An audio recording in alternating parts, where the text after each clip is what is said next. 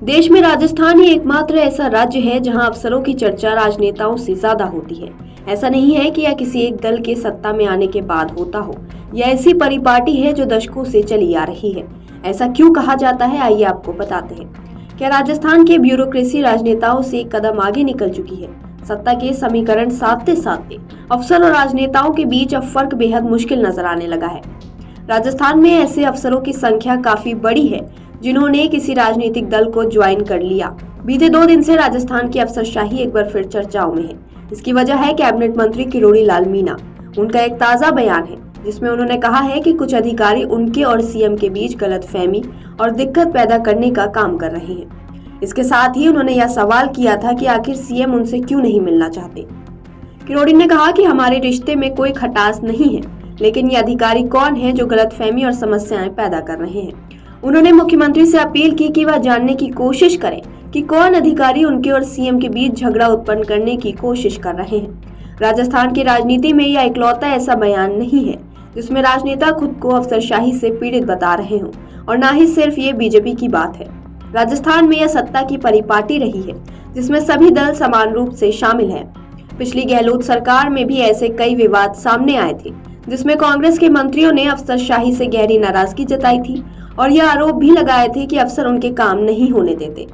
गहलोत सरकार में खेल मंत्री अशोक चांदना ने तत्कालीन मुख्यमंत्री कार्यालय के कुलदीप रांका से खुलकर नाराजगी जताई थी। यहां तक कि नाराजगी जताते हुए अशोक चांदना ने ट्विटर अकाउंट पर ट्वीट करके लिखा था कि मुख्यमंत्री जी, मेरा आपसे व्यक्तिगत अनुरोध है कि मुझे इस जलालत भरे मंत्री पद से मुक्त कर मेरे सभी विभागों का चार्ज कुलदीप रांका को दे दिया जाए, क्योंकि वैसे भी वो मेरे सभी विभागों के मंत्री हैं। चांदना के विवाद पर तुरंत प्रतिक्रिया देते हुए भाजपा के केंद्रीय मंत्री गजेंद्र शेखावत ने बयान जारी कर कहा था कि अगर प्रदेश के मंत्री और कांग्रेस विधायकों के यह हालात है तो आमजन की स्थिति समझी जा सकती है। बीजेपी के तत्कालीन अध्यक्ष सतीश पूनिया ने चांदना के इस बयान पर चुटकी लेते हुए ट्वीट किया था कि कांग्रेस अब डूबता जहाज है और उसके रुझान आने शुरू हो चुके हैं। वहीं पिछली सरकार में तत्कालीन मंत्री रमेश मीणा और बीकानेर कलेक्टर भगवती प्रसाद कलाल के बीच भी झगड़ा हो गया था। मंत्री ने आरोप लगाया था कि कलेक्टर उनके संबोधन को अनसुना कर फोन पर बातें करने में व्यस्त रहे। इस विवाद पर आईएएस एसोसिएशन ने नाराजगी जताते हुए तत्कालीन सीएस उषा शर्मा को ज्ञापन देकर मंत्री के खिलाफ कार्रवाई की मांग कर डाली। पिछली सरकार में ही अफसरों के रवैये से नाराज विधायक गणेश खोगरा ने तत्कालीन सीएम अशोक गहलोत को इस्तीफा तक भेज दिया था। वहीं सीएम अशोक गहलोत के सलाहकार संयम लोढ़ा ने भी गृह विभाग और राजस्व विभाग के अफसरों के खिलाफ विशेष अधिकार हनन का प्रस्ताव दिया था। प्रदेश में अफसरशाही के खिलाफ पूर्व विधायक धीरज गुर्जर ने ट्वीट किया था कि अधिकारी कभी किसी सरकार के नहीं होते, वो सत्ता के और खुद के होते हैं। जब अपनी कुर्सी को बचा कर रखने के लिए विपक्षी दलों से हाथ मिला लेते हैं तब वो सरकार की कब्र खोद रहे होते हैं। समय पर इनकी पहचान न करने से किसी भी सरकार को गंभीर परिणाम भुगतने पड़ते हैं। प्रदेश में भाजपा की सरकार आने के बाद पूर्व मुख्यमंत्री अशोक गहलोत ने भजनलाल सरकार की ब्यूरोक्रेसी को सवालों के घेरे में खड़ा कर दिया।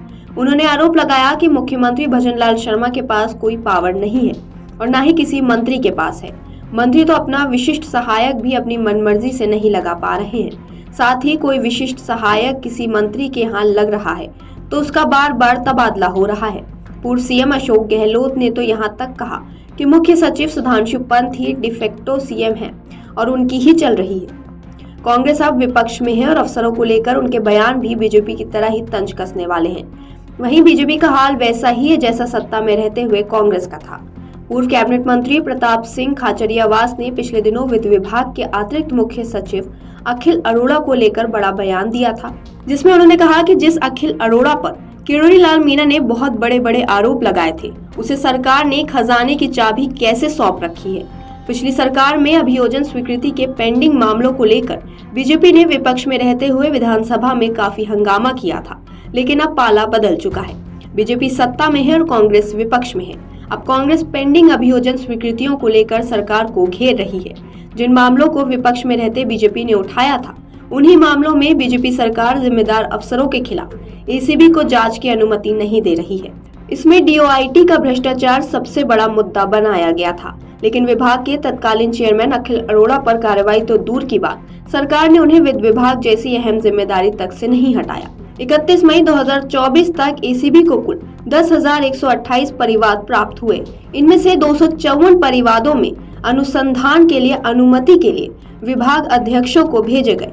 विभाग अध्यक्ष से अनुमति मांगे जाने पर कुल 20 परिवादों पर अनुमति मिली। 1 जनवरी 2023 से मई 2024 तक 182 कर्मचारियों अफसरों के खिलाफ अभियोजन स्वीकृति लंबित है।